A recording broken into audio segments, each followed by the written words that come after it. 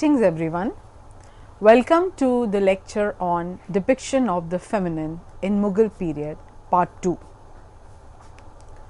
In this lecture we shall be discussing as to how different ways of representing women in the portraits, in miniatures, in paintings were adopted.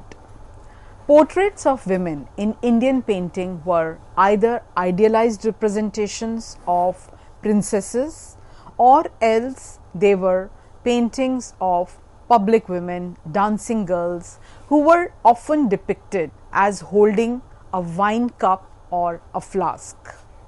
Most of the portraits of princesses were imaginary.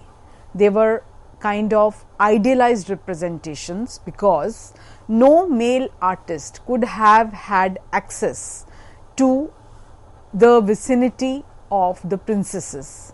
So the princesses were all most of the time they were painted on the basis of imagination, or some kind of correlation was attempted looking at the male members of the household, whereas the dancing girls were more readily available to serve as models, so their depictions were more realistic.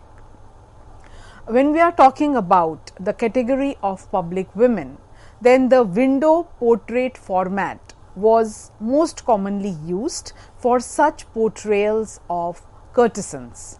This format suggested that they were public women, as was also the henna that was applied to their hands. So these were some kind of signs to show that this portrait probably did not belong to a royal woman. As you can see, an example of a window portrait of a lady belonging to mid 18th century. Then another kind of depiction in the paintings was that of Mughal begums, where very beautiful and enigmatic scenes were set up, and invariably this was a night scene by a lake and a full moon which used to appear between the clouds. This was typical of 18th century Mughal zenana scenes, and what was conveyed through such paintings was the bejeweled and richly dressed begums, probably from the Mughal household, the Mughal court, who were surrounded by ornate carpets, bolsters, cushions. Then there were sweetmeats and fruits, the trays of fruits, and also they were being attended by their personal servants as well as musicians who would be playing in the background. So one such scene is being recreated in this kind of a painting, which shows the royalty thoroughly enjoying some moments of leisure. Then another important image that was repeatedly shown was the standing courtesan, a young woman, and portraying women in the zenana was not possible and it was not really encouraged. So the artist was free to show this kind of a standing image having a direct gaze. So she would be looking straight at the viewer with a certain defiance, and it would not be as if she was trying to avoid the look of the viewer. Then a princess attended to by her women. A number of such paintings belonging to imperial Mughal period from 1620 to 1630. Now what do these kind of paintings convey? They give us details of textiles, the women's faces are exquisitely modeled, the jewelry and the details of dress and jewelry also convey the styles and the current fashion that was prevalent, as you can notice from this visual. Now, while we are talking about depiction of women through painting, we also must mention the regional schools of art, because with the decline of Mughal Empire in the 18th century, several court artists, they moved towards east to the still surviving Muslim kingdoms of Awadh, Bengal, and then there were also Rohilla principalities in western Awadh and Farrukhabad, which had its own school of painting that was influenced by the famous artist Muhammad Fakirullah Khan, who had left Delhi around 1760. So, a number of paintings depicting a prince who stumbled upon a party scene, and the scene depicted sensuous pleasures, drug consumption, dancing girls, all making fun in a street. And these kind of paintings were quite peculiar for Farrukhabad, and in this visual you can see that how a prince who is going somewhere, he suddenly stumbles upon a merrymaking or a riotous party that was going on in a street. Then next important branch of painting that developed was Rajput art. Rajputs also explored themes of romance, love, separation, and most of the artists, they painted scenes from mythology or depicting romantic relationship between Radha and Krishna amidst gopis. So most of the paintings, they captured the role of women as consorts of men, and the elegance and richness of these paintings depicted women as pure and chaste and placed in beautiful castles, wearing jewelry and colorful clothes. Most of the facial features of Rajput style of paintings had thin eyes, a long nose, and fanciful perfection that was kind of depicted in the images. Then royal tastes were also explored through the actions of the ladies. So some of them were shown as smoking hookah or playing holi or simply smelling a flower, and they also reflected bonds of family as well as power equations among relationships. The Mughal period also registered the painting of a Mughal woman holding a veena.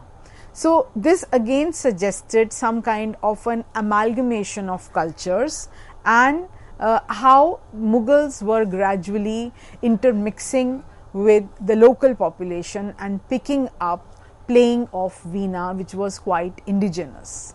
And Rajput women were often depicted with a thin transparent veil covering their head and some part of their face also.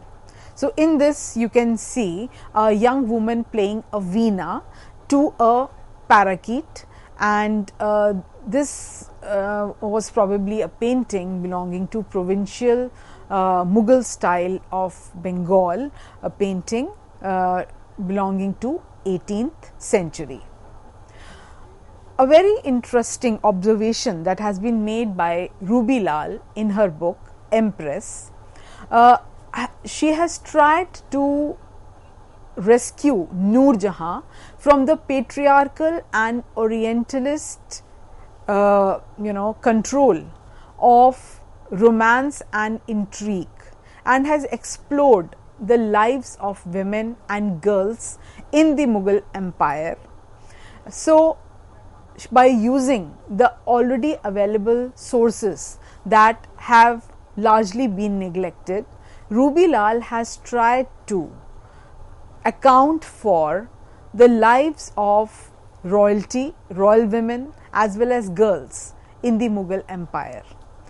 Noor Jahan, who was born in 1577 to Persian noble family and who had left their home in Iran due to rising intolerance of Safavid dynasty, they sought refuge in the more liberal Mughal Empire. So the way Rubilal has described Noor Jahan, the term that she has used is incredible. The reason why this term incredible is used, a number of reasons for that. One was that she was Jahangir's 20th and favorite wife, and who soon became the most famous and the most influential of all Mughal noble women. So she was not only a widow, but even she was in her 30s when she married the emperor, and her rise to power was so swift, and she displayed great charisma, political talent, ambition, as well as dynamism. And soon she was to rule as a co-sovereign. She was a co-sovereign of Mughal Empire for most of the part of Jahangir's reign.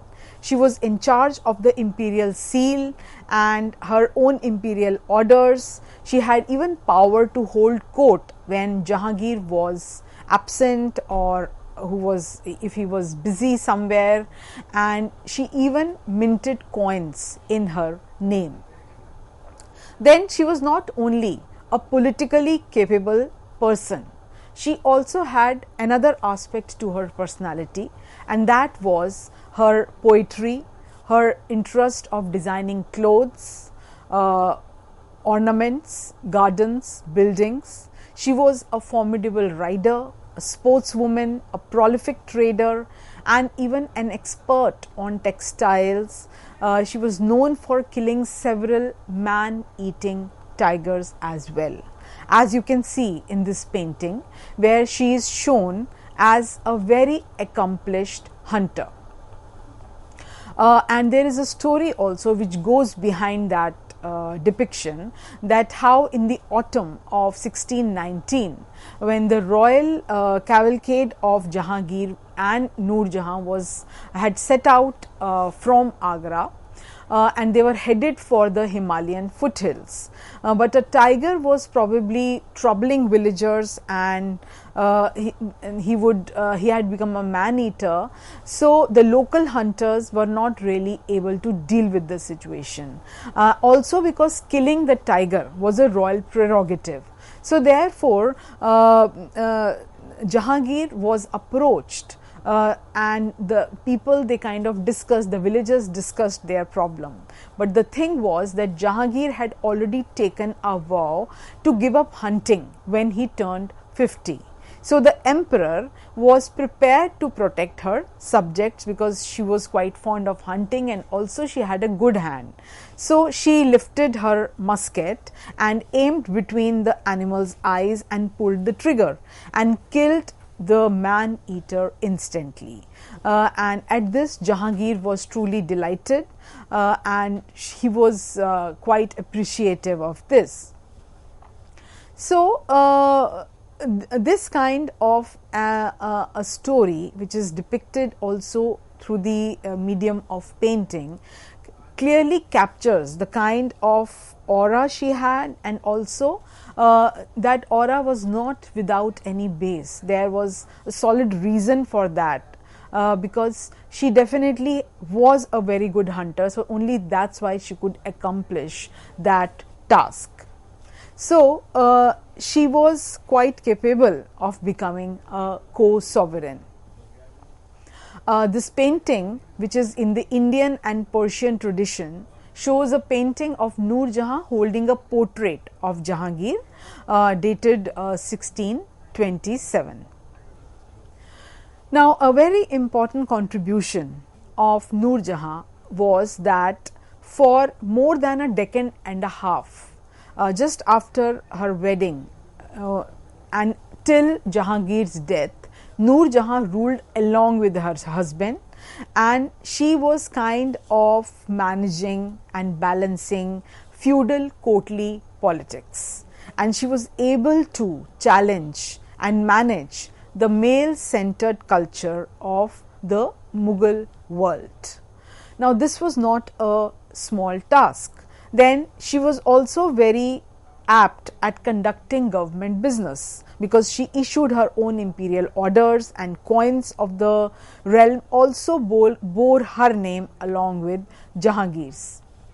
And in fact, she had an opportunity to sit where no other Mughal queen could sit before or after her, and that was the Jharokha.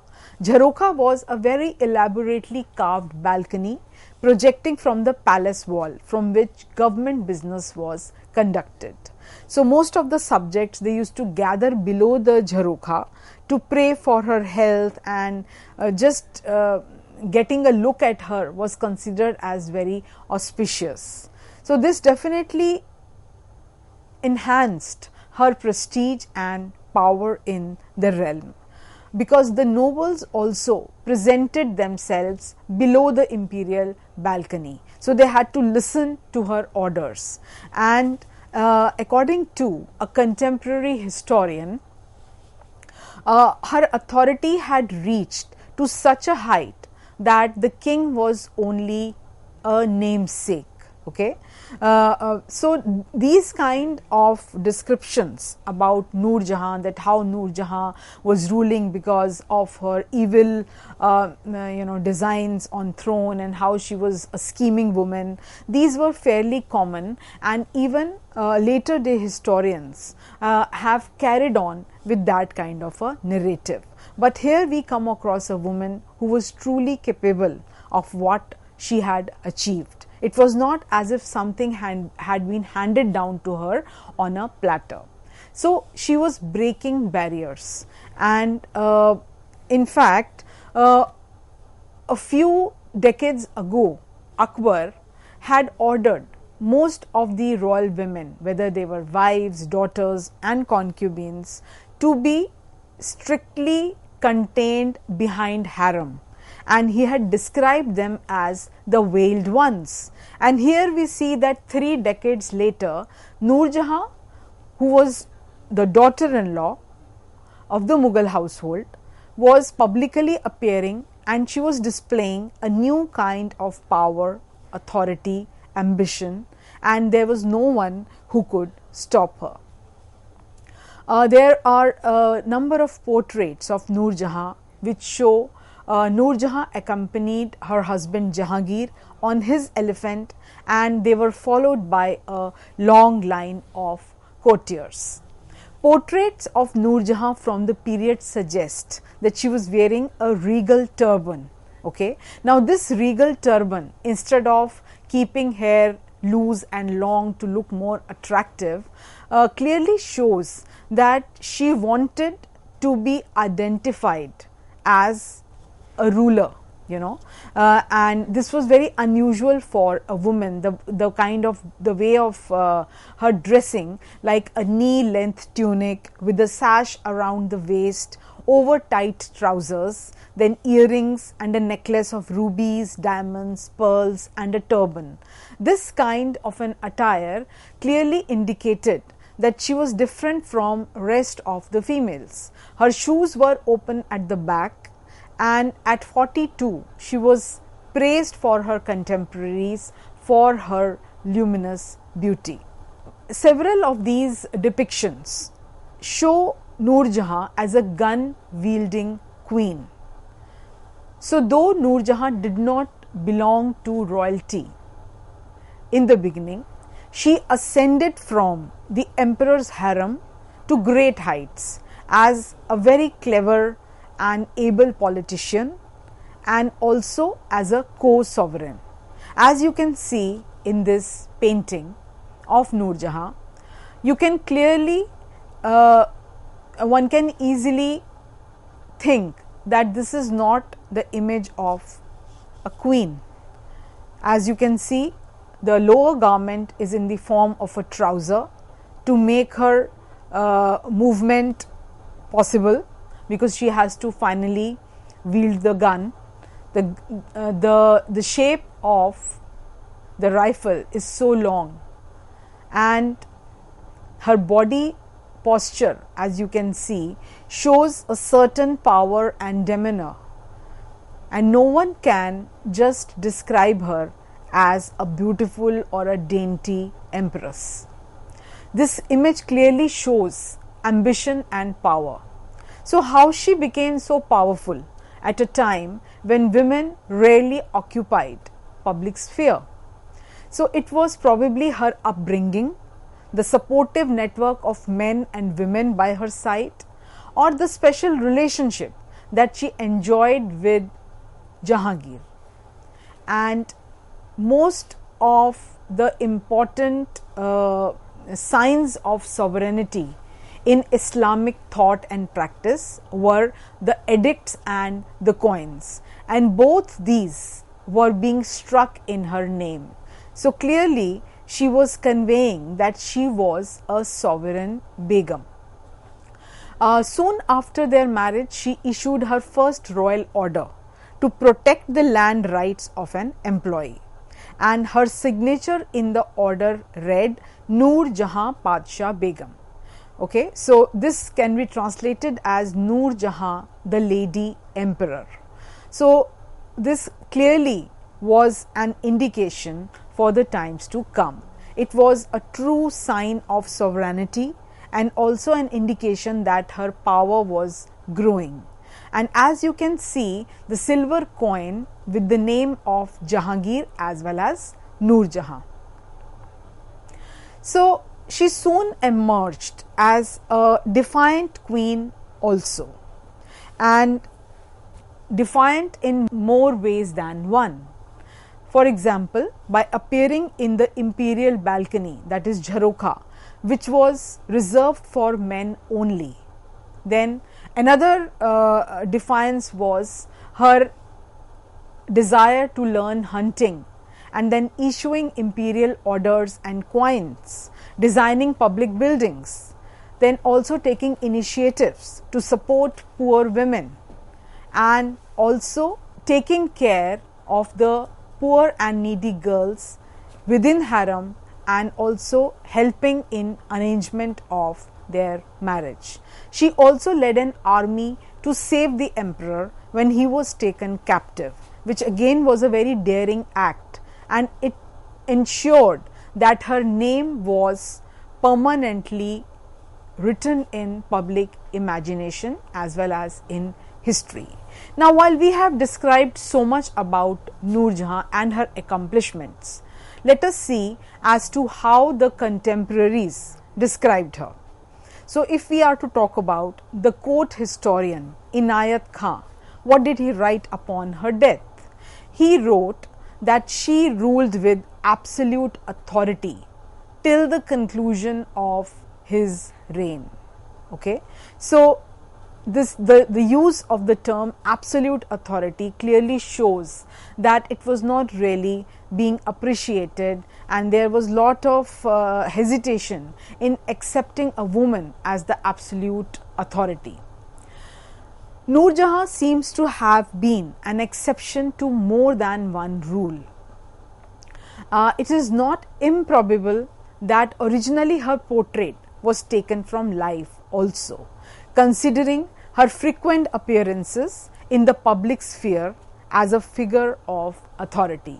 So, at the beginning of the lecture, I just mentioned that most of the images of princesses were probably a work of imagination, because it was not allowed to go near a princess to paint her face. But here Noor Jahan, since she was quite open to the idea of public appearance, so probably she was represented more realistically. Then she also designed and supervised three very important tombs, that of her father Itmadud-Dawla, then of her husband, and that of her own.